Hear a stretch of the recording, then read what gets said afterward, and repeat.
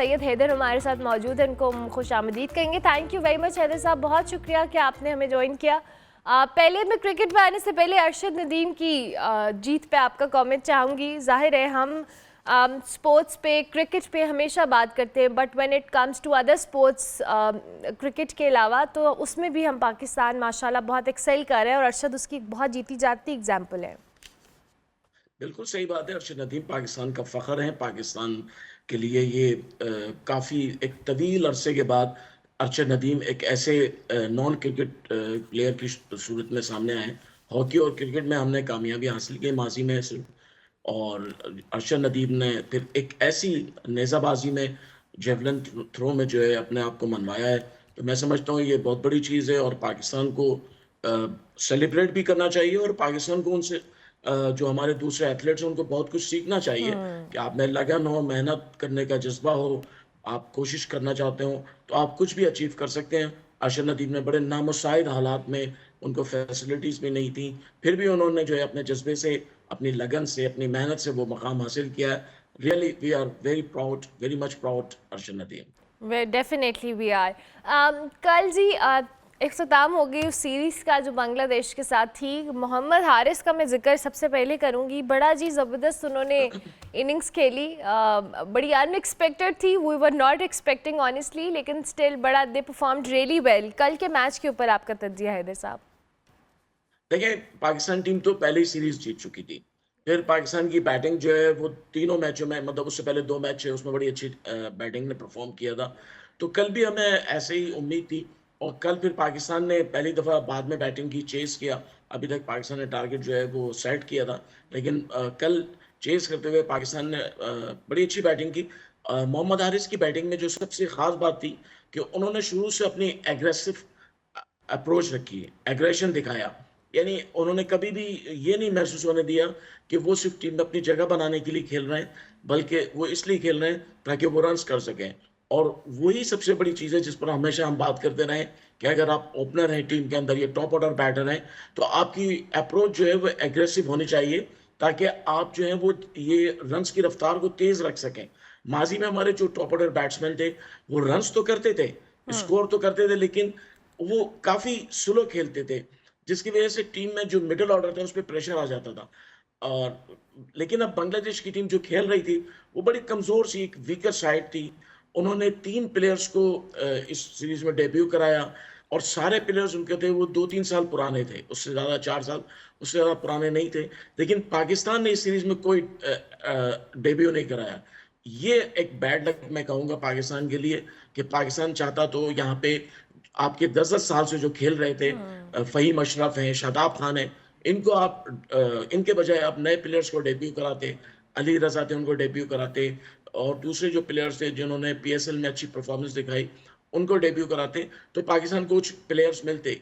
ये एक अपॉर्चुनिटी थी जो पाकिस्तान लूज़ कर दी है, और ये एक ऐसा कॉर्नर था जहाँ पाकिस्तान शिकस्त खा गया है बांग्लादेश से। बांग्लादेश ने हार कर भी अपने 3-4 खिलाड़ी जो हैं वो तैयार कर लिए हैं।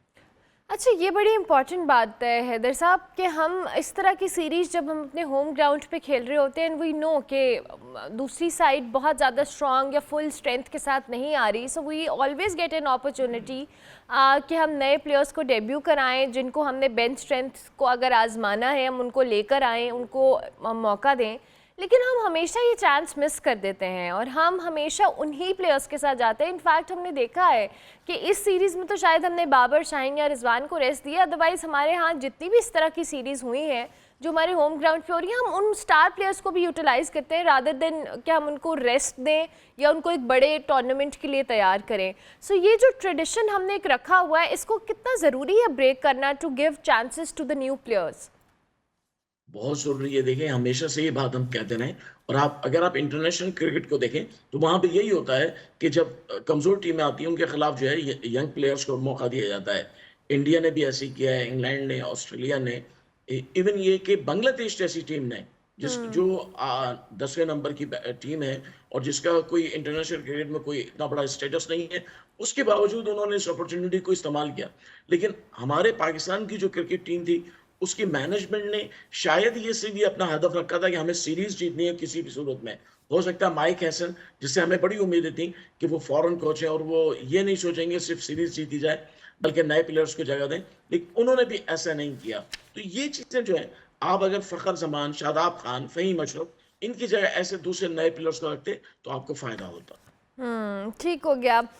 अब ये जो सीरीज़ जिसका हमने ज़िक्र किया, आपने मोहम्मद हारिस का तो ज़िक्र किया, लेकिन उसके अलावा भी हमारी जो ओवरऑल चीज़ें रहीं, जिसमें हम हसन अली की परफॉर्मेंस सेकंड मैच के अंदर बात करें या दीगर प्लेयर्स की बात करें, बड़ी बैलेंस्ड रही है परफॉर्मेंस। और ये हमने ऐसा देखा है कि ये वो टीम है जिसको आम तौर पर हम इंटरनेशनल क्रिकेट में उस तरह से यूटिलाइज़ नहीं करते, बहुत सारे प्लेयर्स को जो नए हैं। डू यू थिंक कि हमें इन्हीं कॉम्बिनेशंस के साथ ट्राई मज़ीद करना चाहिए और कंसिस्टेंट चांसेस देने चाहिए? जब हम मोहम्मद हारिस की भी बात करें, इनफैक्ट कि अगर उन्होंने अच्छा परफॉर्म किया है तो we should give them multiple chances to perform. बिल्कुल सही बात है, मल्टीपल चांसेस देना बहुत ज़रूरी है। देखिए, आप किसी भी प्लेयर को 1-2 मैचों की बुनियाद पे नहीं रख सकते हैं, निकाल सकते हैं टीम से। बहुत ज़रूरी है कि आप उसको मल्टीपल चांसेस दें और उसको थोड़ा-सा टाइम दे के अपने आप को बैकअप करे, अपने आप को रिकवर करे, अपने आप को मैनेज करे। बहुत सारी चीज़ें ऐसी होती हैं जो आपके लिए, आपकी टीम के लिए भी ज़रूरी होती हैं। इस तरह कि आप एक टीम जब बनाते हैं तो उसको मैनेज करने की प्लेयर को भी टाइम देते हैं कि वो अपने आप को मैनेज करे। तो क्रिकेट जो एक टीम गेम है और उसमें ये चीज़ बहुत ज़रूरी है। ठीक हो गया। आइंदा आने वाले दिनों में आप जो हमारे आगे आ रहे हैं टूर्नामेंट्स, आप क्या समझते हैं जी, हमारी तैयारी पूरी है और अब ये जो हम इंटरनेशनल कोचेस लेकर आए हैं, इनकी जो इन्वॉल्वमेंट है या इनकी प्रेजेंस जो है, कोई इम्पैक्ट डालेगी पाकिस्तानी टीम की परफॉर्मेंस पे, जो कि इंटरनेशनल बिल, टीम से बिल, हम अक्सर डिसअपॉइंटेड जी नज़र बिल्कुल। आते हैं? बिल्कुल, बिल्कुल डालेगी और बहुत ज़्यादा डालेगी और आप देखिएगा कि पाकिस्तान टीम में काफ़ी चेंजेस नज़र आएँगे और ये चेंजेस जो अभी सीरीज़ में आई हैं, ये परमानेंट होती चली जाएँगी। तो इससे बड़ा फ़र्क पड़ेगा और टीम जो है उसको बनने का भी मौका मिलेगा। ठीक है, thank you very much Haider sahab, बहुत शुक्रिया कि आपने हमें ज्वाइन किया। सैयद हैदर हमारे साथ मौजूद थे जी, क्रिकेट के ऊपर अपना तज्जिया दे रहे थे। अच्छा, क्रिकेट की ही जहाँ हम बात कर रहे हैं और हमने देखा है कि ये जो कोई हम सेलिब्रेट कर रहे होते हैं मुख्तलिफ एक्टिविटीज़ को, चाहे वो PSL हो, लेकिन जी क्रिकेट के मैदान में सियासत का कोई अमल दखल नहीं है। ये पैगाम जो हमारे प्रेसिडेंट हैं जो प्रेसिडेंट पाकिस्तान है आसिफ अली जरदारी साहब, उन्होंने इस वक्त दिया जब वो गवर्नर हाउस के अंदर जी लाहौर में पाकिस्तान और बांग्लादेश की टीम्स को उन्होंने होस्ट किया, एक तकरीब मुनक्किद कराई और इसमें उन्होंने नौजवान खिलाड़ियों को सियासत से दूर रहने का कहा और खेल पर फोकस रखने का मशवरा भी दिया। इसमें हमारे प्राइम मिनिस्टर भी इस तकरीब में शामिल थे और सदर ने जो तबसरा किया उस पर बड़ा एक प्लेजेंट सा माहौल रहा उस गवर्नर हाउस में, सबने कहके भी लगाए। और जब उन्होंने कहा कि सियासत हम पर छोड़ दें, हम जेल काट सकते हैं, आप लोग नहीं काट सकते, उन्होंने मज़ीद क्या कहा आपको सुनवाते हैं। Mashallah, you are playing well. Leave politics out, please. For once, leave the politics to us. People like us who can go to prison for 14 years. You can't. जी, एक खुशगवार सी तकरीब थी जिसको आपने देखा। हमने ब्रेक लेनी है, ब्रेक के बाद वापस आएंगे। आप देखते रहिए गुड मॉर्निंग पब्लिक।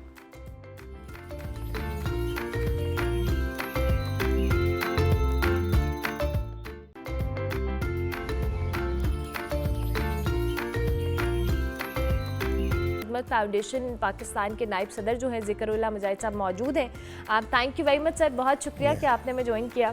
मैं थोड़ा सा इस जो ईद उल अज़हा के हवाले से जो अल खिदमत फाउंडेशन का दायरा कार है और किस तरह से किया जाता है ये सारे प्रोसेस को, मैं चाहूँगी ज़रा बताइएगा। जी, एक बहुत शुक्रिया जी आपका। इसमें जो कुर्बानी फ़ी सबिलिल्लाह का हमारा प्रोजेक्ट है, इसके पीछे कॉन्सेप्ट ये है कि जो गुर्बत है और बहुत बड़ी पाकिस्तान की तादाद ऐसी है जो ख़ते गुर्बत से नीचे ज़िंदगी गुजार रही है। लाखों की तादाद में बल्कि करोड़ों में ऐसे लोग हैं कि जो डेली अपने बच्चों के लिए कमाते हैं और फिर उनका पेट पालते हैं।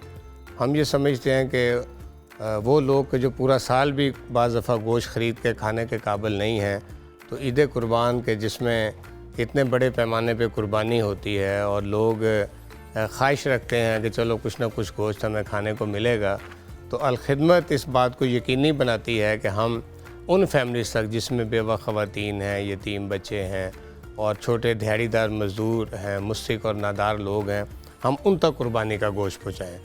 इसके अंदर जो हमारा तरीक़ाकार है वो हम ये करते हैं कि अहले खैर को मोटिवेट करते हैं। हम कोई 1.5-2 माह पहले इसकी तैयारी शुरू करते हैं, अपने डोनर्स से रब्ता करते हैं और उनको मोटिवेट ये करते हैं। आप देखें बाज़ घरों में 3-3, 4-4 कुर्बानियाँ भी लोग कर रहे होते हैं, तो बहुत अच्छी बात है। अल्लाह ने अगर वसाइल दिए हैं तो कुर्बानी ज़रूर करनी चाहिए, बल्कि हुक्म है कि कुर्बानी करें जिनके पास वसाइल हैं।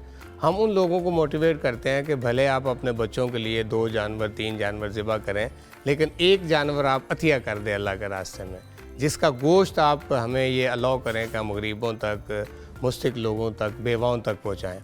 इस तरह से हम पूरे मुल्क से और बैरून मुल्क जो ओवरसीज़ हैं पाकिस्तानी, उनसे कलेक्शन करते हैं अतियात की, और फिर हम कुर्बानी से कोई 15 दिन पहले अपने जानवर परचेज़ करते हैं, फिर उनको पूरे मुल्क में पहुँचाते हैं जहाँ जहाँ हमने कुर्बानी करनी होती है। और ईद कुर्बान के दिन फिर उसको स्लॉटर किया जाता है, उसका गोश्त बनाया जाता है, उसके पैकेट बनाए जाते हैं और फिर गरीब आबादियों में हमारे वॉलंटियर जो पूरे मुल्क में फैले हुए हैं वो इस गोश्त को उन घरों तक पहुँचाते हैं। तो ये समझें एक पूरा प्रोसेस है। इसके अंदर 2-3 चीज़ों का हम और ख़ास ख्याल रखते हैं कि वैसे एक कल्चर ये भी है, बाज़ हमारे माशरे में भी है कि हम जो कपड़े ख़ुद नहीं पहनने होते वो हम कहते हैं किसी गरीब को देते हैं। तो हम कहते हैं कि नहीं, ये ठीक है, जो चीज़ आपकी ज़रूरत से ज़ायद है उसको गरीब लोगों को देना चाहिए, ये सदका है और इसका हुक्म भी है। लेकिन अल्लाह ताला का हुक्म तो ये है कि कुरान में अल्लाह फरमाते हैं कि लन तनालुल बिर्रा हत्ता तुनफिकू मिम्मा तुहिब्बून, तुम उस वक़्त तक नेकी की मेराज को नहीं पहुंच सकते जब तक अल्लाह के रास्ते में वो चीज़ खर्च ना करो जो तुम्हें महबूब है। तो अपनी पसंदीदा चीज़ को या अच्छी चीज़ को अल्लाह के रास्ते में खर्च करने का हुक्म है। हम कोशिश ये करते हैं कि भले ये जाना तो यतीमों, बेवाओं, गरीबों, नादार लोगों तक गोश्त है, लेकिन इसकी क्वालिटी किसी भी सूरत में वो लोग कि जिन्हें अल्लाह ने वसाइल दिए हैं उनके गोश्त से कम नहीं होनी चाहिए। इसमें फिर हम एक तो ये करते हैं कि बिफोर टाइम परचेज़ करते हैं, जानवर ख़रीदते हैं और उनको ताकि मुनासिब मिल जाए और कैटल फार्म में रखते हैं। कैटल फार्म में डॉक्टर्स होते हैं जो उनकी स्कैनिंग करते हैं कि इनमें कोई बीमारी तो नहीं है, बीमा और कोई इसके अंदर इस तरह का ऐप तो नहीं है। तो एक प्रोसेस अल्हम्दुलिल्लाह हमारा ये हो जाता है। फिर हम ये करते हैं कि पाकिस्तान में जो गोश्त को एक्सपोर्ट करने वाले स्लॉटर हाउस हैं, जो कि बहुत स्टेट ऑफ द आर्ट है, जिसमें पूरा जो कुर्बानी का प्रोसेस है वो मैकेनिकल है, उसमें इंसानी हाथ कम है और मशीन ज़्यादा उसमें काम करती हैं। बिलाशुबा इंसान भी साथ काम करते हैं, तो वो बहुत शानदार है। उसमें पूरा एक सिस्टम बना हुआ है, स्लॉटरिंग बहुत शानदार होती है, फिर उसको लटका देते हैं पूरी चेन के साथ, फिर ऑटो मशीन जो है वो उसका खाल खींच के उतार लेती है। फिर कटर होते हैं कि जो उसको 4 पीस में कर देते हैं, फिर उसको मज़ीद जो है ना बुशरिंग में आ जाता है। वहाँ पे चिलिंग यूनिट लगे हुए हैं कि जो गोश्त को बिल्कुल बर्फ़ की तरह फ्रीज़ कर देते हैं। -35 से 40 उनका टेम्परेचर होता है। तो ये सारा प्रोसेस फिर हम बड़ा हाइजेनिकली इन स्लॉटर हाउस में करते हैं और वहाँ फिर गोश्त को जब वो तैयार हो जाता है ईद वाले दिन तो हम उसको फ्रीज़ कर देते हैं। वो को 18-20 घंटे जब फ्रीज़ रहता है तो बिल्कुल बर्फ़ बन जाता है। फिर हम चिलर वैन के ज़रिए से उसको पूरे मुल्क में मुख्तलिफ़ इलाकों में गरीब आबादियों में लेके जाते हैं और वो बिल्कुल बर्फ़ बना हुआ जमा हुआ गोश्त वो लोगों को पहुँचा देते हैं ताकि उसमें ख़राब होने का इम्कान बिल्कुल ना हो। गर्मी बहुत ज़्यादा है आजकल, मौसम इसमें आ रही है। ये है एक हमारा पूरा प्रोसेस के जिसके साथ हम इस काम को करते हैं। मुजाहिद साहब, ज़ाहिर है ये वो प्रोसेस है, इसमें बहुत सारे लोगों की, जैसे आपने कहा कि डोनर्स हैं, कंट्रीब्यूशन रहती है। इसके साथ साथ जो एक मैनेजमेंट है, दैट्स द की, मुझे लगता है कि कहीं ना कहीं उसको स्मूथली मैनेज करना है। इसके लिए आपने कोई सॉफ्टवेयर वगैरह भी डिज़ाइन किया है जो इस तरह से मैनेज करता है? थोड़ा सा उस हवाले से भी बताइएगा। और जो आपके डोनर्स हैं क्या वो लोकली होते हैं? और फिर हमने देखा है कि ये तो आप मुल्क भर की बात कर रहे हैं, आप लोगों ने अपना जो दायरा कार है इंटरनेशनली भी एक्सपैंड किया है, फ़लस्तीन वाले मामले में देखें या हम दीगर जगहों पे देखें, सो उस हवाले से भी हमें बताइएगा। बिल्कुल ये बात आपकी ठीक है। ज़ाहिर है ये इतना बड़ा जो प्रोसेस है उसको अगर हम मुनज़्ज़म नहीं करेंगे तो ये बहुत मुश्किल काम है। तो उसमें फिर होता ही है कि जो ही डोनर्स हमें एलोकेट कर देते हैं, से आपने गाय हमें एलोकेट कर दी है कि ये एक गाय है, मेरी तरफ से आप गरीब लोगों में बांट दें, तो जो ही आप हमें पैसे ट्रांसफ़र करेंगी हमारे ऑनलाइन अकाउंट के अंदर, तो वो पैसे आपका नाम और आपकी जो कुर्बानी है वो हमारे सॉफ्टवेयर में शिफ्ट हो जाएगी। ठीक है। उसमें फिर बाज़ दफ़ा कोई एक पूरी गाय देता है, बाज़ दफ़ा एक शेर भी दे देता है। ठीक है। अब एक गाय में 7 शेर हैं, बिल्कुल तो ठीक है। फिर जब 7 शेर इकट्ठे हो जाते हैं तो हमारी एक गाय पूरी हो जाती है। हम उसको एलोकेट कर देते हैं बाई नेम कि ये एक काऊ है और इसके अंदर ये 7 शेयर होल्डर हैं, उनके नाम बाकायदा होते हैं। अच्छा, ओके। तो ये सॉफ्टवेयर के अंदर ये चीज़ें फीड हो जाती हैं। फिर हम सॉफ्टवेयर से एलोकेशन करते हैं पूरे मुल्क में, जहाँ जहाँ गरीब आबादियाँ हैं, मुख्तलिफ सूबे हैं, मुख्तलिफ जो है शहर हैं बड़े छोटे, उनमें फिर हम से लाहौर है तो लाहौर के लिए हमने 100 गाय मखसूस कर दी हैं।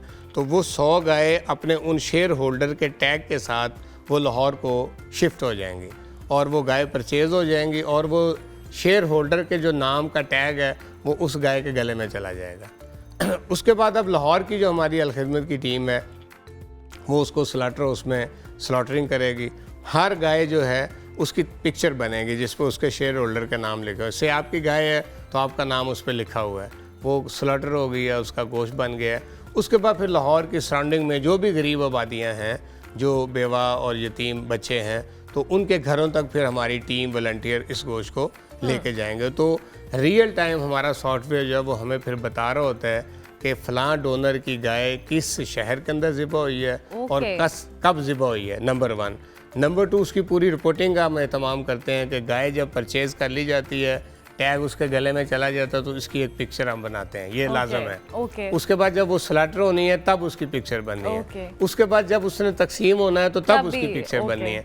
ये 3 पिक्चर मैंडेटरी हैं, हर हमारे जो टीम है उसने हमें भेजनी है हेड ऑफिस ओके, में। फिर हम इसको अपने डोनर्स को भेज देते हैं कि जनाब ये आपकी काऊ थी, ये फलां इलाके के अंदर ज़िबा हुई है, ये उसकी पिक्चर है और ये उसकी डिस्ट्रीब्यूशन की पिक्चर है। ज़िक्रुल्लाह मुजाहिद साहब, ज़ाहिर है मेरे पास लास्ट मिनट है, मैं चाहूँगी हमारे प्लेटफॉर्म से ईद उल अज़हा आने वाली है, जो लोग आपका साथ देना चाहते हैं इस कार्य खैर में, एनीथिंग यू वांट टू से?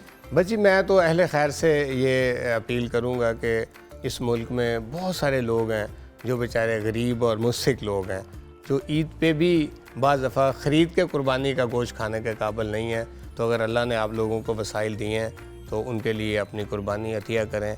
ये कौम ऐसे ही बनती है कि जो साहिब वसाइल हैं वो गरीब लोगों का हाथ थामें। जब इस तरह से मिलजुल के माशरा आगे बढ़ता है तो मुल्क भी मजबूत होता है और लोगों के दुख भी कम होते हैं। Definitely, thank you very much जी, बहुत बहुत शुक्रिया कि आप तशरीफ़ लाए हमारे साथ। ज़िक्रुल्लाह मुजाहिद, नायब सदर अल खिदमत फाउंडेशन पाकिस्तान मौजूद थे जी। और ईद उल अज़हा आने वाली है, अगर आप लोग घरों के अंदर कुर्बानी का एहतमाम कर रहे हैं और इतनी इस्तात रखते हैं तो ज़रूर अल खिदमत का इस सारे सिस्टम के अंदर बड़ा मैकेनिकली स्ट्रॉन्ग एक चीज़ है जिसको उन्होंने बताया भी, और आप एक्सपीरियंस भी कर सकते हैं जाकर। They have open there doors for everyone कि आप जाएं वहाँ पे इन सारी चीज़ों को एक्सपीरियंस करें, और आपकी तसल्ली है तो ज़रूर हिस्सा डालें। हम ब्रेक लेंगे, ब्रेक के बाद वापस आएंगे।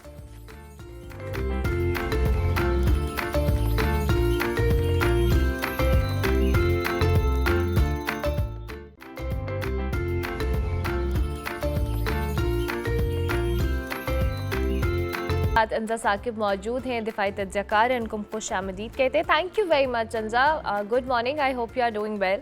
अंजा, मैं सबसे पहले तो जो इंडिया के बयानात हैं regarding the fighter jets which Pakistan shot down, पहले तो मान नहीं रहे थे, फिर एक पे माने, अब आहिस्ता आहिस्ता बढ़ रहे हैं अपनी उसी लाइन के ऊपर जिस पे हम चाहते हैं कि वो आ जाएं तरीके से। बड़ा क्रिटिसाइज़ किया जा रहा है अनिल चौहान को, जो उन्होंने एडमिट कर लिया ब्लूमबर्ग के इंटरव्यू में कि मेरे दो कि उन्होंने बात घुमाने की कोशिश की, but still obviously we all know कि Pakistan shot down there jets. जी एब्सोल्युटली, और ये तो हमने पाकिस्तान ने देखें जो भी अभी हाल ही में हुआ है, पाकिस्तान ने सारे एविडेंसेस दुनिया के आगे रखे हैं, तो इसमें कोई दो राय नहीं है। और मैं आपकी निशानदेही कराना चाहूँगी लाइक टुवर्ड्स जो इंडियन कांग्रेस है, जो कांग्रेस पार्टी के जो प्रेसिडेंट है मल्लिकार्जुन खड़गे, he is the one who has said कि ये जो पीएम नरेंद्र मोदी की गवर्नमेंट है उसने टोटली मिसलीड किया है नेशन को, क्योंकि अब वो जानते हैं कि अभी देखें, अब जैसे उनके जनरल ने भी एडमिट किया कि एयरक्राफ्ट के लॉसेस हुए थे।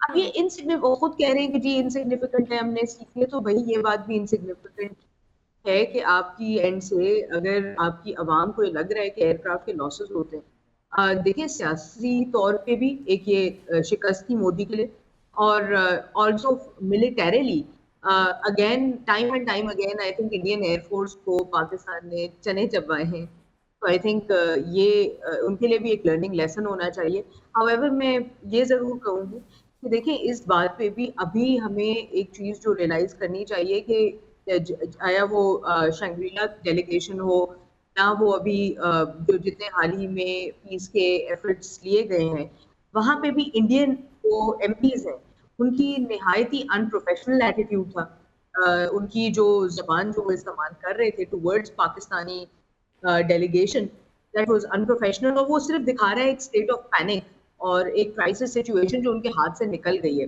तो जनरल साहिर ने बड़ी एक इम्पोर्टेंट पॉइंट रेज किया था कि देखिए इस वेस्टर्न रीजन के अंदर obviously I mean South Asian region के अंदर versus the west, you know, escalation can outpace diplomacy, और अगर हमने इस डिप्लोमेसी को मद्देनजर नहीं रखा दोनों साइड से, देखें I was very proud of the fact कि पाकिस्तान से जो डेलीगेशन जा रही और बल्कि जो गई है, you know, being led by Bilawal Bhutto, Hina Rabbani Khan, Sherry Rehman, Faisal Sabzwari, उसके अलावा you know multiple other you know stakeholders, Khurram Dastgir थे, तमीना जंजुआ थी, so these are all people जो कि डिप्लोमेसी के जुमरे में रहते हुए उन्होंने बहुत अच्छे डिसीजंस लेने हैं और जो पाकिस्तान का केस फॉरवर्ड करेंगे यूएन जनरल असेंबली के अंदर, और कंसल्टेशंस भी लेंगे at with the US secretary of state.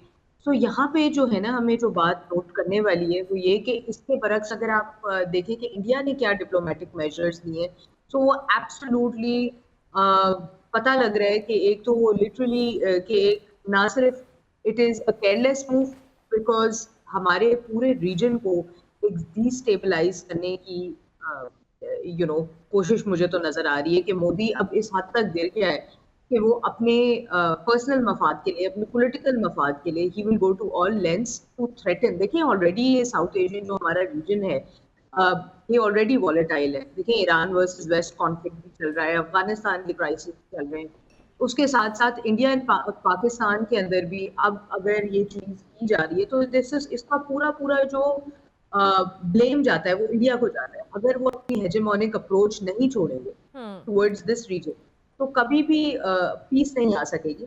और आई थिंक अब China, Turkey, Azerbaijan, all these countries who are supporting Pakistan, बल्कि पूरी दुनिया ही, आप देखिए यूएस अगेन ट्रेड डील्स की तरफ फोकस किया है, हमारे पास टर्की के साथ हिस्टोरिक डील साइन हुई है, मल्टीपल और कॉर्पोरेशन डील साइन हुई है। तो I think economic stand point से भी ये इंडिया के लिए बहुत बड़ा हिट होगा।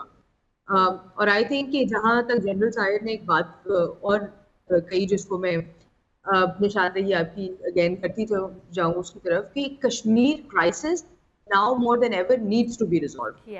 सो अब ये जो एक सारा पहलगाम इंसिडेंट के बाद जो आफ्टर मैथ था अटैकिंग विमेन एंड चिल्ड्रन, तो यहाँ पे हमें ये चीज़ रियलाइज करनी चाहिए कि कश्मीर के बार बार जो वॉर क्राइम्स किए जा रहे हैं, क्राइम्स अगेंस्ट ह्यूमैनिटी किए जा रहे हैं, उस चीज़ को जब हाईलाइट करेगी पाकिस्तानी डेलीगेशन और दुनिया के आगे, हमने time and time again proof किया है। और अब सिर्फ ये मसला सिर्फ कश्मीर की कुछ डिस्प्यूटेड टेरिटरी के ऊपर नहीं रहा, अब वो पूरे पाकिस्तान में देखें, जब उन्होंने ये रिसेंटली हमले किए हैं हमारे निहत्थे औरतों और बच्चों पे, तो अब ये मसला पूरा पाकिस्तान का बन गया। अब सिर्फ ये नहीं है कि जी आप कश्मीर में क्राइम्स अगेंस्ट ह्यूमैनिटी कर रहे हैं या प्रॉक्सी फंड कर रहे हैं बलोचिस्तान, जिसके भी टाइम एंड टाइम अगेन पूरी दुनिया को एविडेंसेस। इसमें एक और पॉइंट मैं चाहूँगी आप उसमें ज़रूर ऐड कीजिएगा। जैसे आपने अभी बात भी की कि हमारी साइड से जो डिप्लोमेसी के लिए हमने जो डेलीगेशन भेजा है, वी आर रियली प्राउड कि बहुत अच्छे लोग हैं, बहुत रीज़नेबल लोग हैं, and they have past experiences towards diplomacy. लेकिन दूसरी जानिब इंडिया ने एक चीज़ तो वो अपने तैयारे गिरने के हवाले से इस सारे मामले को कवर अप करने की कोशिश कर रहा है, तो दूसरी जानिब जो एक न्यूक्लियर वॉरफेयर का फैक्टर था जिसको इंडिया ने इनिशिएट करने का सोचा, और अब वो उसको कवर अप कर रहा है कि हमारी ऐसी इंटेंट नहीं थी या हमारी ऐसी इंटेंशन नहीं थी, हमने बहुत लिमिटेड वॉरफेयर को आगाज़ किया था, बट वी ऑल नो कि these are two nuclear states, और at the end of the day ये बात कहीं ना कहीं अगर खुदा ना खास्ता इस पॉइंट पे आती तो that should have been led to nuclear warfare. इस चीज़ को भी कवर अप करना, और हमने तो उनकी जो ज़मीनी या फ़िज़ाई तैयारी थी वो हम सबके सामने है कि वो कितनी बुरी तरह से फ्लॉप और एक्सपोज हुई है। सो खुदा ना खास्ता ये चीज़ होती तो इसको कवर अप करना ये भी इंटरनेशनली बहुत एक अलार्मिंग चीज़ है जिसको काउंटर करना चाहिए इंडिया की साइड से। जी, मैं 100% आपको यही बताऊंगी कि एक तो देखिए यूएन सिक्योरिटी काउंसिल की रेजोल्यूशंस आर्टिकल 24 एब्रोगेट हुआ है, कितने सारे आर्टिकल्स अट्रैक्ट हुए हैं, इवन जो वाटर टेररिज्म का मामला है। सो ये तो हम एक अलग से उस चीज पे डील करेंगे कि इंटरनेशनली कितनी सारी ट्रीटीज एब्रोगेट की हैं उन्होंने। बट जहां तक कवर अप करना कि जी हमारा इंटेंशन नहीं था न्यूक्लियर यूज करना या क्या, even using kamikaze drones over civilian rich populations, वहां पे भी क्या आपको लगता है कि ये कोई कम है अगर आप फुल और अगर आप वॉर की तरफ और न्यूक्लियर स्टेट्स दोनों हैं? तो देखिए पाकिस्तान ने अभी भी जो भी किया वो अपने दिफा में किया है। पाकिस्तान हमेशा अभी भी यूएन सिक्योरिटी काउंसिल में एक ऑब्जर्वर स्टेटस रखता है। उसने रिस्पॉन्सिबल देखिए मुस्लिम उम्मा के अंदर the only nuclear country at the moment, at the forefront of it. तो वो उसका एक बड़ा अच्छा अलमबरदार, रिस्पॉन्सिबल अलमबरदार रहा है पाकिस्तान हमेशा के अपने न्यूक्लियर पावर को हमने हमेशा एज अ डेटरेंस फोर्स रखा है, कभी भी अटैक करने के लिए, इंटिमिडेशन के लिए नहीं रखा। और इन्होंने हमने ये देखा है कि हमेशा इस दफा भी इस बिल्कुल झूठे नैरेटिव से, झूठे प्रोपेगेंडा के तहत चीज़ों को अपने न्यूक्लियर कैपेबिलिटीज को इंटिमिडेशन के लिए यूटिलाइज किया जा रहा है, हेजेमोनी बनने के लिए यूटिलाइज किया जा रहा है। साउथ एशियन रीजन के अंदर क्या ग्लोबली भी पीस डिसरप्ट करने का एक निज़ाम है जो मोदी चला रहा है। और आई थिंक इस तरह के हेड ऑफ स्टेट के पास न्यूक्लियर पावर देना जो कि इतना साइकोटिक है literally, because there is no better word. इस तरह नेशन स्टेट्स बिहेव नहीं करते, कोई भी रिस्पॉन्सिबल प्राइम मिनिस्टर इस तरह बिहेव नहीं करता। सो ये eight the end of the day I think पूरी दुनिया के लिए भी एक वेकअप कॉल होनी चाहिए, और आई थिंक कि हमें ये चीज़ भी यूएन सिक्योरिटी काउंसिल के अंदर ले जानी चाहिए। जितनी हमारी न्यूक्लियर प्रोलिफरेशन ट्रीटीज हैं वहाँ भी ये बात जाहिर करनी चाहिए कि मोदी इज इररिस्पॉन्सिबल। या तो उसको हटाएं या फिर इंडिया की न्यूक्लियर कैपेबिलिटीज को दोबारा से इवैल्यूएट करने की जरूरत। ठीक है अनसाब, एक और चीज़ जो कि मैं इस इंटरव्यू में से पॉइंट आउट करना चाहूँगी जो अनिल चौहान का हमने देखा है, उन्होंने एंड पे कहा कि जी हमने अपनी गलती से सीखा और हमने उसके बाद अगले दिन एक और ऑपरेशन किया और उसमें हम कामयाब रहे।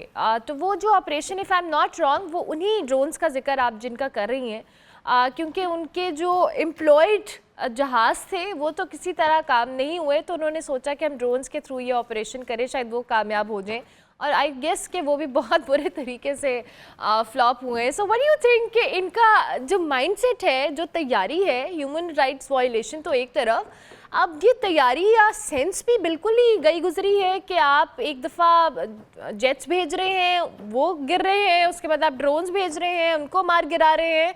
मतलब दिस लाइक अ बोंगी का वर्ड आई वुड प्रेफर कि मैं यहाँ पे यूज़ करूँ कि बोंगियाँ हैं जो कि कोई बाय नहीं कर सकता, कोई बाय नहीं कर सकता। और देखिए पाकिस्तान ने भी उसको कितनी अच्छी तरह उनकी कैपेबिलिटीज को टैकल किया कि क्योंकि वो कामाकाजी ड्रोन से, सेल्फ डिस्ट्रक्टिंग ड्रोन से, हमने उसको भी इंटरसेप्ट किया और किस तरह से हमने मार गिराया। कि हमारी वॉर देखिए, पाकिस्तानी आर्मी आया वो सैंडहर्स्ट हो या कोई भी मिलिट्री एक्सरसाइज हो ऑल ओवर द वर्ल्ड, ये पूरी दुनिया में मशहूर है कि हमारी मिलिट्री माइट और जो स्ट्रेटेजिक कैपेबिलिटीज है, not just in conventional warfare, वो एक्सेप्शनल है और पूरी दुनिया में मेडल्स मिलते हैं हमें इस particular strategic and war games में।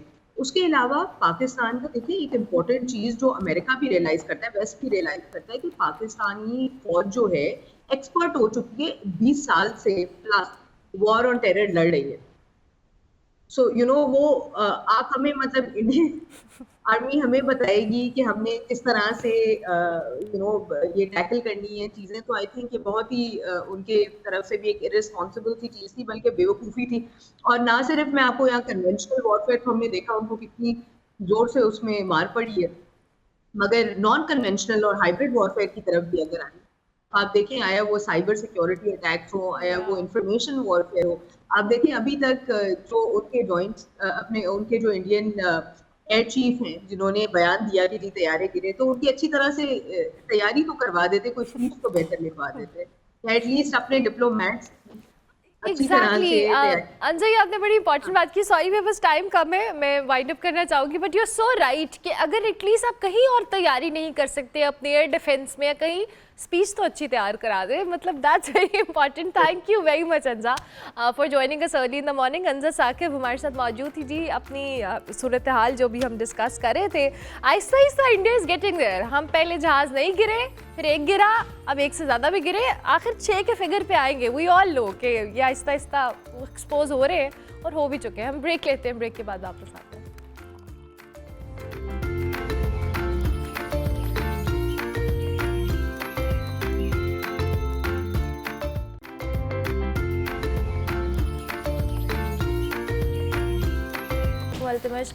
वालेकुम अस्सलाम। मैं बहुत खुश हूँ and thank you for that wonderful introduction. Thank you very much for joining अस। इसके साथ साथ जी हमारे साथ नबीहा अयाज मौजूद हैं, टॉड्स वेलफेयर सोसाइटी इनकी ऑर्गेनाइजेशन का नाम है, एनिमल राइट्स के हवाले से बहुत ज़्यादा काम कर रही हैं और आज हम इसी हवाले से इनसे बात करेंगे। नबीहा अस्सलाम वालेकुम, थैंक यू वेरी मच, कैसी हैं आप? Thank you so much for having us on the show.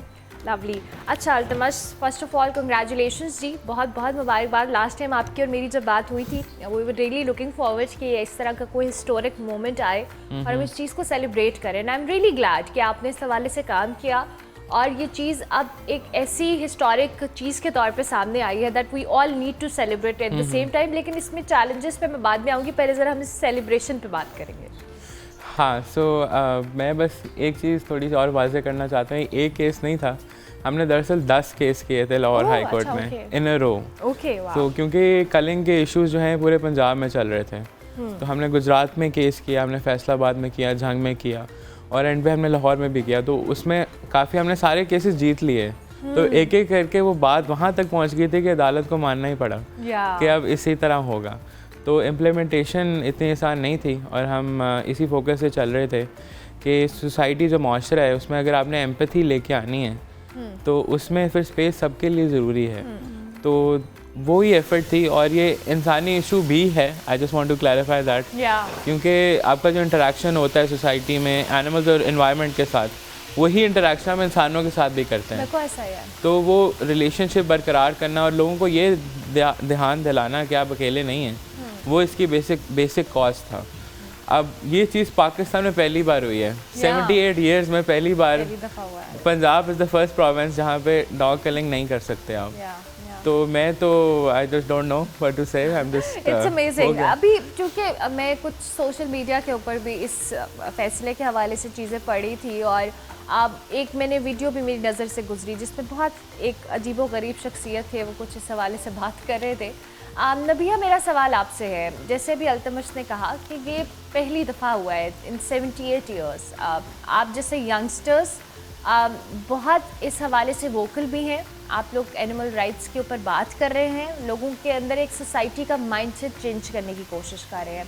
Tell us about your welfare society toads, how does it operate? और थोड़ा सा टॉड्स वेलफेयर सोसाइटी एक्चुअली 2016 में शुरू हुई थी और अभी हम जिस विन को सेलिब्रेट कर रहे हैं, इट्स ऑल्सो इसकी वजह भी यही थी कि एक डॉग को एक्चुअली कल कर दिया गया था मॉडल टाउन में, जिसकी वजह से, और उस टाइम पे हमें पता नहीं था हम क्या करें, हम किस के पास जाएं, किस से हेल्प मांगें उस केस के रिगार्डिंग।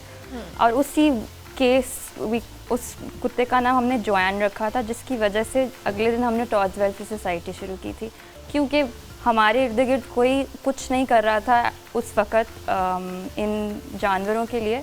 हमने ये एक इनिशिएटिव लिया। जो भी डॉग कलिंग का इशू उस वक़्त इतना प्रोमिनेंट नहीं था, पब्लिक आई में भी नहीं था, और हमने फिर काफ़ी इस टॉपिक के ऊपर बातचीत करना शुरू की और ओवर द इयर्स हमने फिर एक काफ़ी ज़्यादा एनिमल एक्टिविज़म में एक इंक्रीज़ भी देखा है। जैसे अब हम जो विन सेलिब्रेट कर रहे हैं नाउ, ये उसी का एक ट्रिकल डाउन इफ़ेक्ट है कि हम सारे एनिमल एक्टिविस्ट ने आकर इसके ऊपर अपनी आवाज़ उठाई, इस टॉपिक को एक पब्लिक आई की तरफ लेके आए। और ये इन चीज़ों पर एक्चुअली बात करना काफ़ी ज़्यादा ज़रूरी है, क्योंकि जब हम अपनी इन सोसाइटी में कोएग्जिस्टेंस की बात करते हैं तो ये चीज़ें हमें इन चीज़ों के ऊपर डिस्कशन करना ज़रूरी है, क्योंकि जब हम अपने बच्चों को ऐसी चीज़ों के साथ डिसेंसिटाइज कर देते हैं तो फिर हम उनको एक ऐसी सोसाइटी में बड़ा कर रहे हैं जिसमें कंपैशन नहीं है। और वो उनके बिहेवियर में, उनके आगे ह्यूमन रिलेशनशिप्स में भी इफ़ेक्ट होगा। सो जो एनिमल वेलफेयर का इशू है, it's not just restricted to animals. ये सारे एक सोसाइटी पे अप्लाई होता है और ये हमारे बिहेवियर को भी जज करता है और डिफाइन करता है। अच्छा नव्या, ये अभी आपने बात की and I really want to know कि हमने अपने बच्चों के अंदर, हालांकि बच्चों का जो जानवरों के साथ है, चाहे वो पेट डॉग्स हैं, कैट्स हैं, they are very compassionate towards them, but हमने when it comes to stray dogs, जब हम आवारा कुत्तों की बात करते हैं, हम उनको कहीं ना कहीं देखते हैं कि पत्थर मारना, उनको तंग करना, ये सारी चीज़ें हमने अपने बच्चों के अंदर, और हम रोकते नहीं हैं। That's the worst part. Basically हम उनको, अगर कोई बिल्ली जा रही है उस पर हम फ़र्ज समझते हैं कि हमारे बच्चे ने उसको भगाना है, उसको तंग करना है, हम कंपैशनेट नहीं होते टुवर्ड्स दैट। ये जो एज अ सोसाइटी हम ब्रॉट अप कर रहे हैं अपने बच्चों का, ये कितना ज़रूरी है इस सारे सिस्टम को एक बैलेंस में लाने के लिए? देखिए, हम ऑल्दो हमें I think a lot of times जो हमारे बच्चों को इस तरह फ्रीडम दे दी जाती है कि दे खुद ही समझ लेंगे, खुद ही फिगर आउट कर लेंगे, या कुछ नहीं होता, खेल रहे हैं। बट आई थिंक हम जब इस खेलने की बात करते हैं तो हमें उन बच्चों को ये बताना भी ज़रूरी है कि ये सही है, ये सही नहीं है। ठीक है, आप उसको उठा के उसकी किसी बिल्ली की आप पूंछ नहीं खींच सकते, उसको तकलीफ़ होती है। बच्चों को ये समझाना बहुत ज़रूरी है, बिकॉज ये सीखेंगे तो अपना बिहेवियर चेंज करेंगे, और ये सीखेंगे तो उनके बाकी जो बाकी बच्चों से जो इंटरेक्शंस हैं वो अफेक्ट होंगे। और ये जो हमने बात की है ये स्ट्रीट डॉग्स के साथ ये जो डर एक है, आई थिंक इस डर की वजह से हमने ये जो पत्थर से मारना और ये सारी चीज़ें हमने हमारी सोसाइटी में कॉमन हो चुके हैं। और अब इन चीज़ों को एड्रेस करना ज़्यादा ज़रूरी है, क्योंकि अब जो आप बिहेवियर आप इन्फ्लिक्ट करते हो वही चीज़ आप एक्सपेक्ट नहीं करोगे कि स्ट्रीट डॉग रिएक्ट करेगा। बिल्कुल ठीक है। और अब हमारा अगला जो मरहला है वो टेक्निकली यही बन रहा है कि हमने इस चीज़ को कैसे ओवरकम करना है सोसाइटी में। Ultimate same question is for you, as a society we need to change, because हम इस फैसले को एक हद तक सेलिब्रेट करेंगे, but when it comes to implementation ये सिर्फ इदारे या कानून तो अपनी जगह पे करेगा, बट हमारे बिहेवियर्स भी इसमें कंट्रीब्यूट करेंगे। बिल्कुल ऐसे है। सो इसमें सबसे आसान एग्जांपल बुलिंग की है। बच्चे जो हैं जो वायलेंस से एक्सपोज होते हैं, मैं कानूनी बात करूँगा, हमारी यूनाइटेड नेशंस की convention on the rights of child, उन्होंने 2 साल पहले अपना एक कमेंट दिया था, उस कन्वेंशन का वो पार्ट है कि बच्चे को जो आपने वायलेंस है उसमें एनिमल क्रूल्टी से भी उसको एक्सपोज नहीं करना, क्योंकि उसकी साइकी चेंज होती है, उसकी वजह से ये जो सही है सही नहीं है वाली चीज़ें डेवलप होती हैं। बुलिंग सबके साथ होती है, मेरे साथ भी हुई थी, आई होप आपके साथ नहीं हुई होगी। नहीं हम सबके साथ होती है कहीं ना कहीं। वो उसकी वजह ये है कि हम उस चीज़ को रेगुलेट नहीं करते। अब उसमें मैं बड़ों की बात भी करना चाहूँगा कि जो लोग की जिम्मेदारी लगती है कि इनको मारना है, ओरिजिनली जो पहले जो करते थे, उनकी साइकोलॉजी भी चेंज होती है, तो फिर वही लोग जाके डोमेस्टिक अब्यूज़र्स बनते हैं। ये लॉ में है। So there's a direct connection between violence towards animals and domestic violence. और पाकिस्तान में women abuse कितना ज़्यादा है उसमें मैं बात नहीं करूँगा, पर वो इसलिए ज़रूरी है। तो it's a human rights issue as well. जो हम उनके साथ करते हैं हमने बाकियों के साथ वही करना है, और हम वो करते हैं, वो सबके सामने है। अच्छा अल्तमश, आप ज़ाहिर है इस पर इम्प्लीमेंट कराना पंजाब के अंदर अभी ये पहला एज के वाहिद प्रोविंस है, implementation is a challenge, is always been a challenge in our country कि हमने हर डिसीजन पे देखा है, बट जब हम इम्प्लीमेंटेशन की बात आती है तो कोई ना कोई ऐसे फैक्टर्स एक्सटर्नल इंटरनल इन्वॉल्व हो जाते हैं कि हम इम्प्लीमेंटेशन में स्ट्रगल करते हैं। So what's your take on that? So I just want to clarify one other thing. ये जो अभी ऑर्डर डिसीजन आया है इसमें एक्चुअली इम्प्लीमेंटेशन स्टार्ट हो गई है। ओके। सो उसमें हमने कुछ ऑर्डर्स निकलवाए थे गवर्नमेंट ऑफ पंजाब को, उनको डायरेक्शन दी थी कि आप अपनी सारी लोकल गवर्नमेंट्स को ऑर्डर्स लिखें कि आपने इसकी इम्प्लीमेंटेशन लेटर इन स्पिरिट करनी है। तो अब the government itself can not issues any official orders on dog killing, वो चीज़ रुक गई।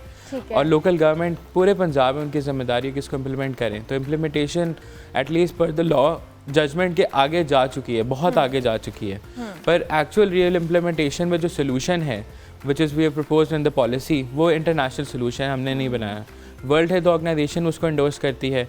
और आपके जो करीबी ममालिक हैं, मैं अमीर ममालिक की बात नहीं करूँगा, इंडिया में होता है, काबुल में होता है, मालदीव्स में होता है, बांग्लादेश में होता है, जिस सोल्यूशन को स्टेरिलाइजेशन और वैक्सीनेशन बोलते हैं। बिल्कुल ठीक है। तो उसमें होता यह है कि आपकी जो मेडिकल कॉस्ट है, जो कि ओरिजिनली हम रेबीज़ ट्रीटमेंट में लगा रहे हैं, वो ख़त्म हो जाएगी, बिकॉज आपने रेबीज़ एंड कर देना है। वैक्सीनेशंस होती हैं तो उसके बाद रेबीज़ की पॉसिबिलिटी ज़ीरो हो जाती है। बिल्कुल ठीक है। तो हमारे पास वैसी ही वैक्सीन की किल्लत है ह्यूमन रेबीज़ की। Okay. वो प्रॉब्लम भी सॉल्व होता है बिकॉज वो इस प्रॉब्लम का पार्ट है, सोल्यूशन का पार्ट है। ओके, तो वो सारा जो फंडिंग है वो इधर डाइवर्ट होनी है। उसके अलावा तो इसमें फ़ायदा ह्यूमन बेनिफिट है। बिल्कुल सही है। और सेकेंडली वैक्सीनेशन के अलावा जो आप स्टेरिलाइजेशन करते हैं, which is the scientific model for reducing the reproduction, तो वो अपनी ज़िंदगी जीते हैं, पर लेकिन अगर आप उनको कलिंग कर देंगे, वो जगह खाली हो जाती है, वेकेट होती है, तो उसकी जगह और डेंजरस डॉग्स आ जाते हैं। So you actually inviting more dog bites. Exactly. हम उसको ख़त्म कर रहे हैं। Yeah. तो it is going to help society a lot. इसके इम्प्लीमेंटेशन में अब गवर्नमेंट के कुछ सेंटर्स हैं जहाँ पे लोकल गवर्नमेंट जो है वो डॉग्स को पकड़ती है। उन्होंने अब कैचिंग का काम स्टार्ट कर दिया है।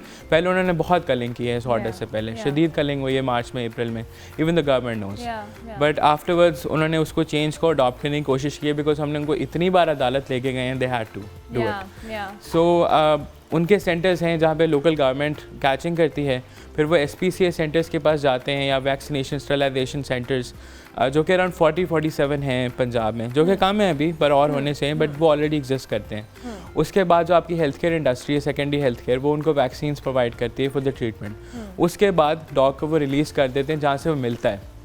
ये लास्ट पार्ट इसलिए इंपॉर्टेंट है बिकॉज वो जगह खाली हो गई तो और डेंजरस डॉग्स आ जाएंगे, तो आप प्रॉब्लम को सॉल्व ही नहीं करेंगे।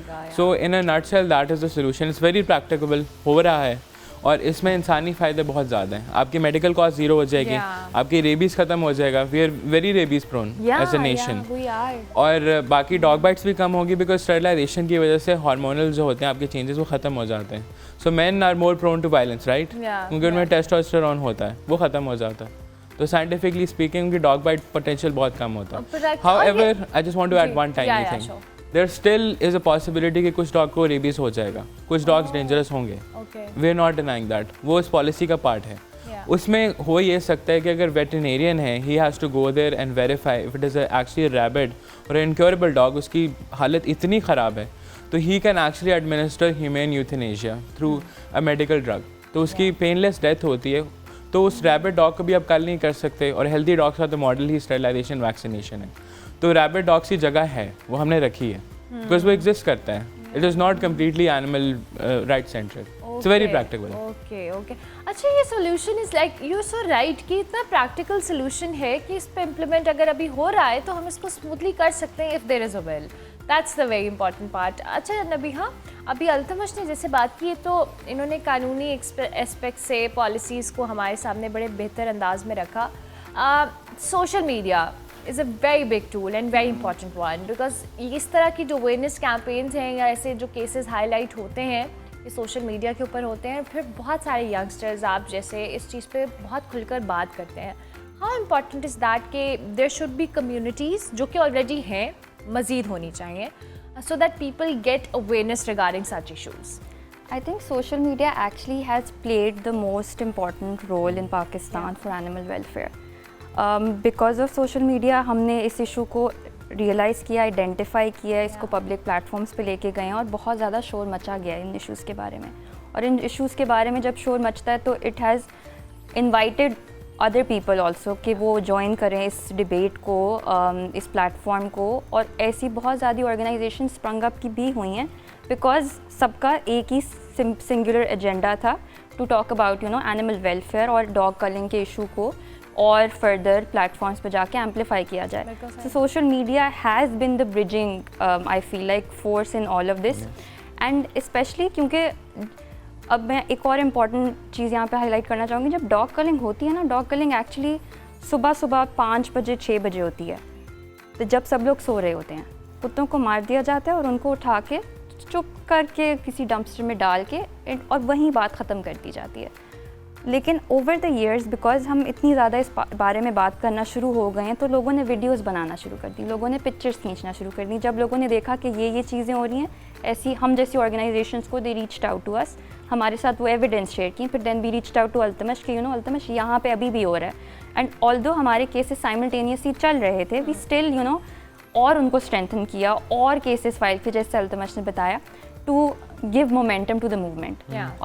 और सोशल मीडिया की वजह से इस मूवमेंट को मोमेंटम मिला, और उसी वजह से and I personally feel like इसी वजह से हम आज ये डिसीजन को सेलिब्रेट भी कर पाए, बिकॉज सोशल मीडिया की वजह से पब्लिक प्रेशर आता है।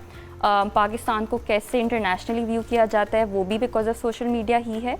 सो ये सारी चीज़ें आर हैपनिंग क्योंकि social media is in the picture, and it has given us the platform to talk about animal welfare. Otherwise before that हमारे पास तो platform ही नहीं exist करता था। Exactly. It was everything was happening but nothing was done.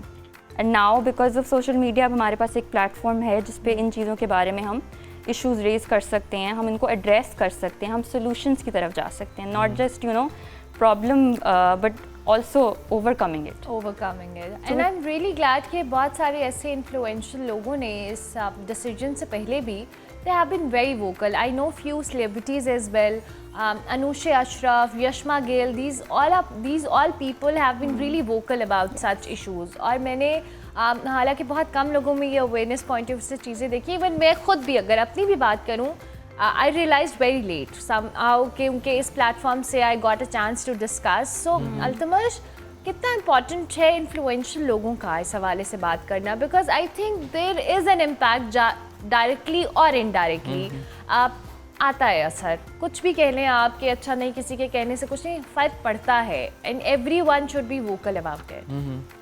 I would personally thank you for that, and you're playing a very influential role in spreading this message across, because एक बंदा ये काम नहीं कर सकता है, that I personally know. और इस मूवमेंट बिल्डिंग में एक बहुत इंपॉर्टेंट चीज़ ये है कि आप उस आइडिया को अपने से आगे रखें।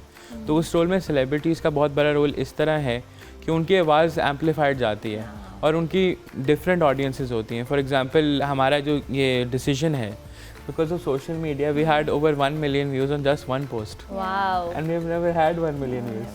Lovely. And that post was shared by Hania Amir. Wow. It was shared by Sarmat Khusat, Nadia Afghan, and these all the other people you mentioned वो करेंगे।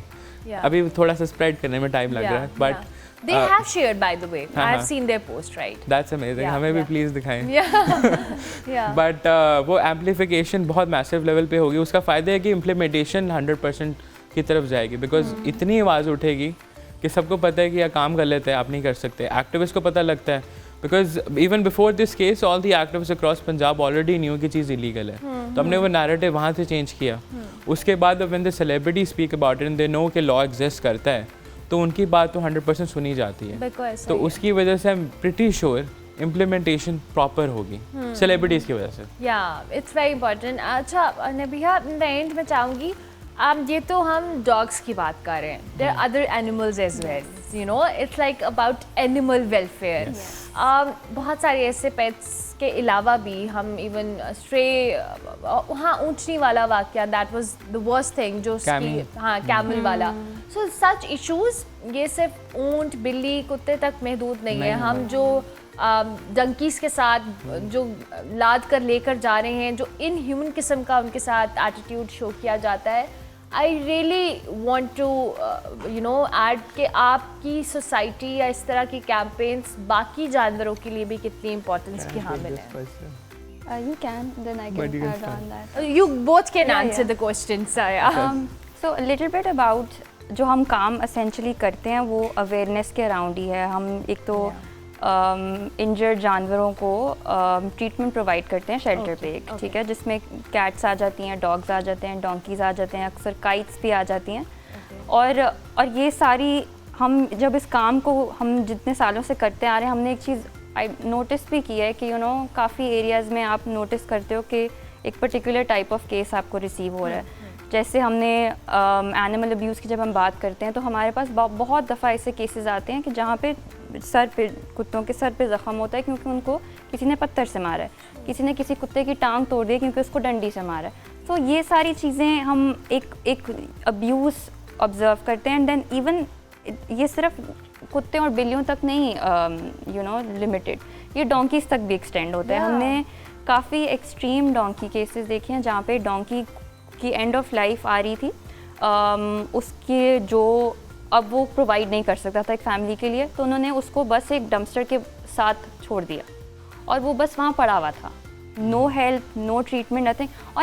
और इसका ये भी इसकी वजह ये भी है कि लोगों को अवेयरनेस नहीं होती कि अच्छा अगर ये हो गया तो क्या करें, क्या करना है। राइट। तो ये आई थिंक यहाँ पे फिर हमारी रिस्पॉन्सिबिलिटी हो जाती है कि जो एनिमल वेलफेयर ऑर्गेनाइजेशंस हैं उनको इन एरियाज़ में अवेयरनेस और लोगों को बताया जाए कि प्लेटफॉर्म्स एग्जिस्ट करते हैं। जैसे युवास एक पूरा हॉस्पिटल है जो कि फ्री ट्रीटमेंट प्रोवाइड करता है, तो ये इन चीज़ों पे अवेयरनेस होना भी ज़रूरी है। और फिर जब हम और एक्सटेंड करते हैं थोड़ा सा, आई थिंक अल्तमश इस पे ऐड ऑन भी करेंगे, हम एनिमल्स इन कैप्टिविटी की बात भी करते हैं। एनिमल्स जो आपके जूज़ में, प्राइवेट जूज़ में हैं, जो सर्कस एनिमल्स हैं और उनके साथ जो अब्यूज़ किया जाता है टू एक सर्टन तरीके से परफॉर्मेंस उनसे निकलवाने के लिए चक्करों में। सो ये सारी चीज़ें हैं that actually exist in the society जो हमें एड्रेस करने की ज़रूरत है।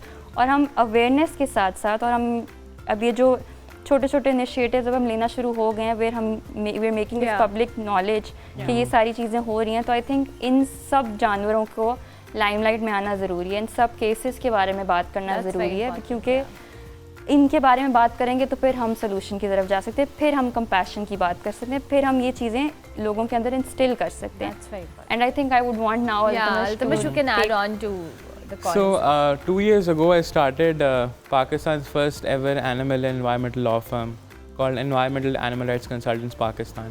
ये सारे केसेस हम उसके अंडर ही करते हैं और हमारा विजन है कि they're working on animal rights for all animals and the environment. हमने 2 बियर्स को रेस्क्यू करवा के सेंचुरीज भेजा हुआ है। आपने अगर रिसेंटली देखा होगा अप्रैल में there was a 32-year-old blind Himalayan bear at the Jallo zoo, उसकी वीडियो वायरल हुई थी। हम ही वो case, I am fighting that case and I got the court order कि उसको आपने सेंचुरी में शिफ्ट करना है, उसकी प्लानिंग हो रही है अभी। In January we got another black bear from Satgoda, वो सेंचुरी चली गई है, शी इज़ चिलिंग। और हमने एक सर्कस के अगेंस्ट केस किया हुआ है, द लकी ईरानी सर्कस, सो इस्लामाबाद में हमने केस किया है। और आज अभी my team has filed, which I will argue on Wednesday, case against circuses in Lahore and private roadside zoos.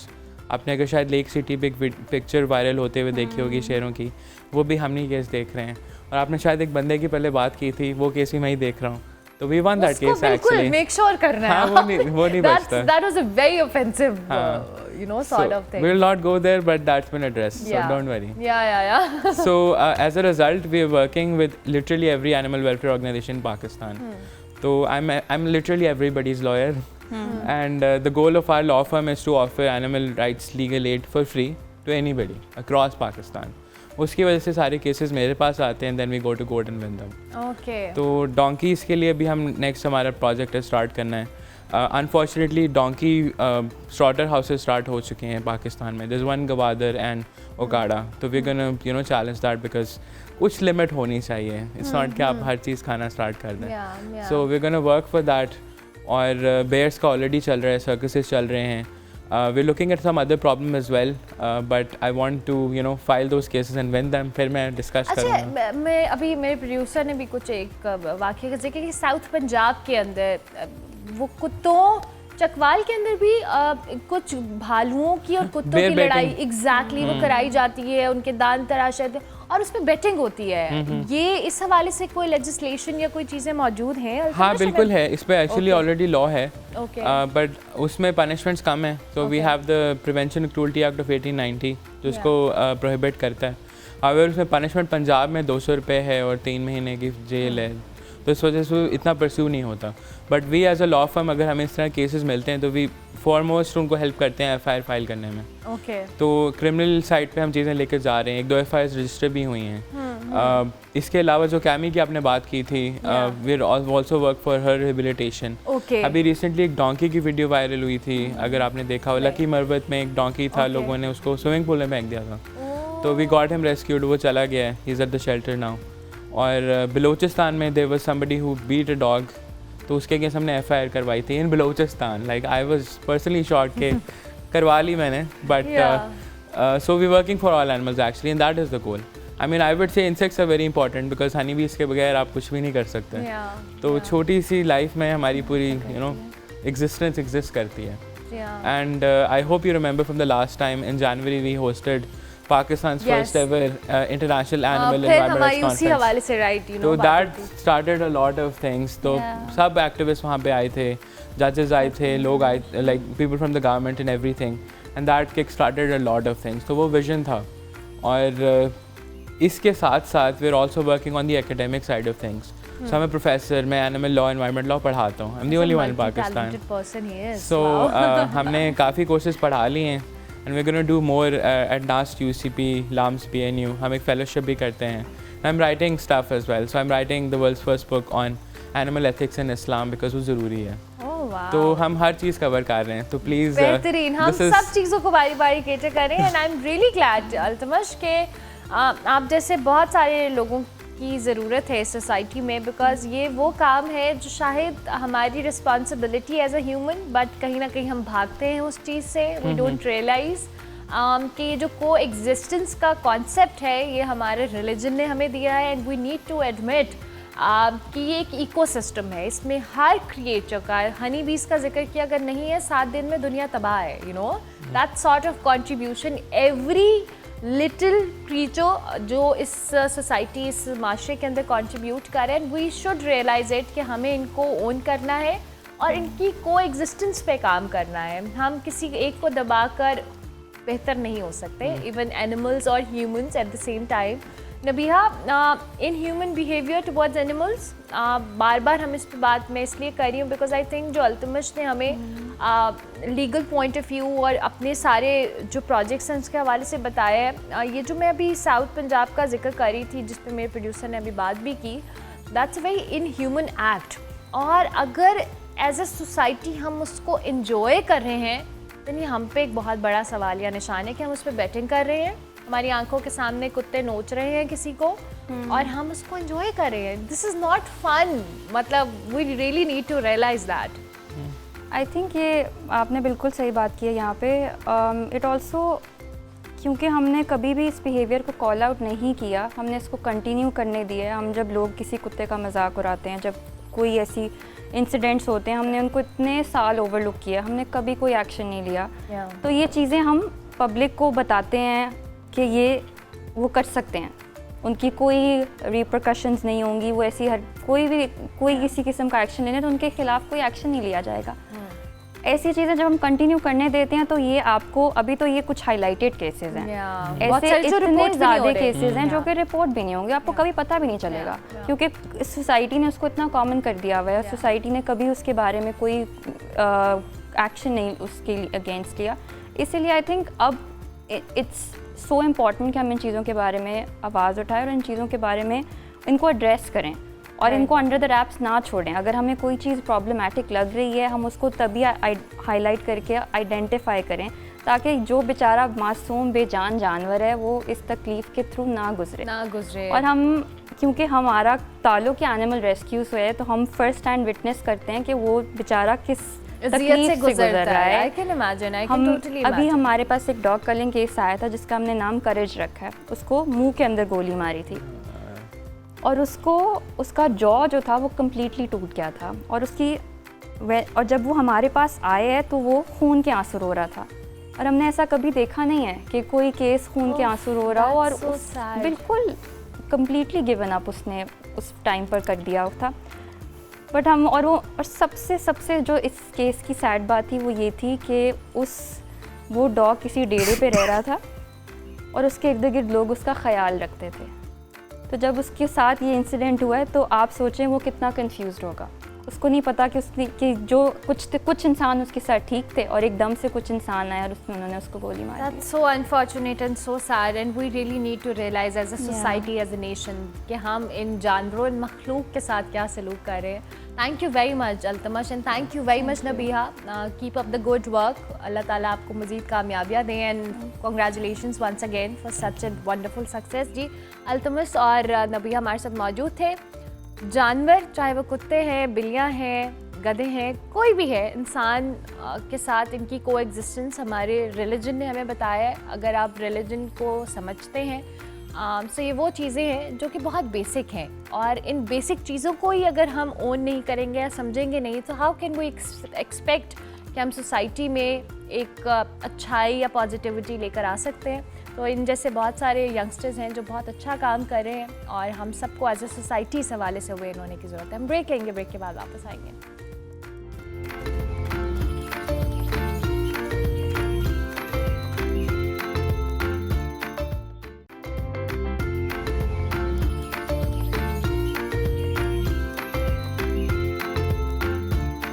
Welcome back to good morning public जी। प्रोग्राम का बिल्कुल आखिरी हिस्सा है। आज हमारे किचन में अजमल शाह मौजूद हैं। शेफ अस्सलाम वालेकुम जी। वालेकुम अस्सलाम। मिस कैसे हैं आप? मैं ठीक, आप कैसे हैं? अल्हम्दुलिल्लाह। क्या बना रहे हैं आज आप? मिस आज मुगलाई वाइट हांडी है। ठीक है।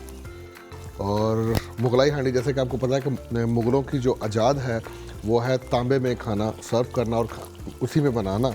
तो माशाल्लाह हमारी वाइट हांडी बिल्कुल लेट स्पाइसी विद नट्स के साथ रेडी हो चुकी है। इसकी रेसिपी क्या है?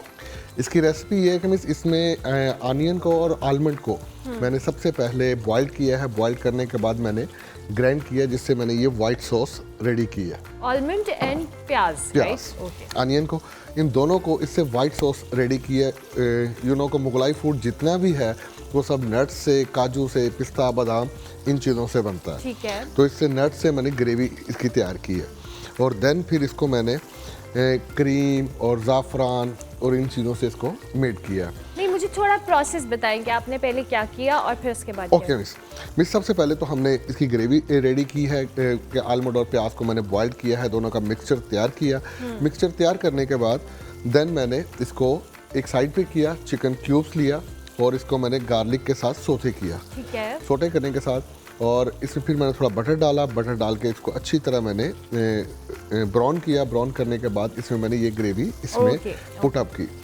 फिर इसमें मैंने बिल्कुल लाइट सा वाइट पेपर का इस्तेमाल किया। ठीक है। और साथ में इसमें ज़ाफ़रान थोड़ा सा, आप इसको देख लें हल्का लाइट रेडिश आ रहा है। ठीक है। तो मैंने ज़ाफ़रान का थोड़ा सा इस्तेमाल किया। ठीक है। और इसमें स्पाइसेस बहुत कम यूज़ करते हैं, थोड़ा क्रीमी होता है। और हमने अपनी होममेड बनी हुई क्रीम जो सी है वो ऐड की है। ठीक है। तो स्पाइसेस इसमें बहुत माइल्ड होंगे, राइट? जी। ओके। और दूसरा मुगलाई फूड में भी सबसे जो मेजर चीज़ होती है मुगलाई फूड जो सा ना, आपने कभी सुना हो जैसे दाल माश है, तो वो भी दाल माश बनाने के लिए भी सबसे पहले एक पूरा बकरा लेते थे, उसको हैंग करते थे, तो सज्जी की तरह उसको आग जलाते थे। तो जो उसमें से एक एक ड्रॉप करके स्टॉक निकलता था, यखनी निकलती थी, वो तकरीबन एक बकरे में से तकरीबन आप कह सकते हैं कि 400 ग्राम ऑलमोस्ट निकलती है। तो उससे दाल माश बनाते थे। इसलिए उनकी दाल माश जो सी थी वो तकरीबन आज की 10,000 से ज़्यादा महंगी होती थी और वो बहुत पावरफुल होती थी ओवरसली, क्योंकि डाइट में ये चीज़ें इस तरह की नेचुरल होती थी। ठीक है। अच्छा, अब आपने इसको कितनी देर कुक किया है? मिस ऑलमोस्ट मैंने इसकी ग्रेवी बनाने के बाद इसको चिकन को गलने तक कुक किया कि चिकन अच्छी तरह से अंदर तक कुक्ड हो जाए और ग्रेवी मेरी बिल्कुल मुलायम हो जाए। ठीक है। आपकी ग्रेवी बिल्कुल मुलायम होनी चाहिए। और ये बिल्कुल रेडी हो गया? जी मिस। आप इसको सर्व कर दें ताकि हम इसकी फाइनल प्रेजेंटेशन दिखाएं और फिर खुदा हाफिज़ करें। ओके जी, ये चिकन मुगलाई हांडी शेफ़ अजमल शाह ने बनाई है और इसकी प्रेजेंटेशन भी आप देखें और ये रेसिपी इट्स वेरी इजी। और अभी हम ये इसको खाएंगे तो बताएंगे कैसा है, लेकिन ये है जिसकी फाइनल प्रेजेंटेशन। इसमें क्रीम और ये जो वाइट सॉस है सॉर्ट ऑफ जो कि आपकी प्याज और आलमंड्स के साथ बनी है, उसके अंदर हमने बनाई है। इसमें आप ज़्यादा कह सकते हैं कि आपको आलमंड का टेस्ट इसके अंदर आना चाहिए, रिच जो आलमंड का फ्लेवर ज़्यादा फील होना चाहिए। ठीक है। ये इसके ऊपर गार्निशिंग, ये इसकी गार्निशिंग है। ठीक है, परफेक्ट। ये है जी चिकन मुगलाई हांडी की final presentation. Thank you very much chef Ajmal Shah, बहुत शुक्रिया कि आप तशरीफ़ लाए और आपने ये रेसिपी हमें बताई। उम्मीद करते हैं आपको आज का हमारा शो पसंद आया होगा। फीडबैक आपने हमारे सोशल मीडिया हैंडल्स पे लाजमी देना है। मेरी आपसे मुलाकात होगी कल, तब तक के लिए अल्लाह हाफ़िज़।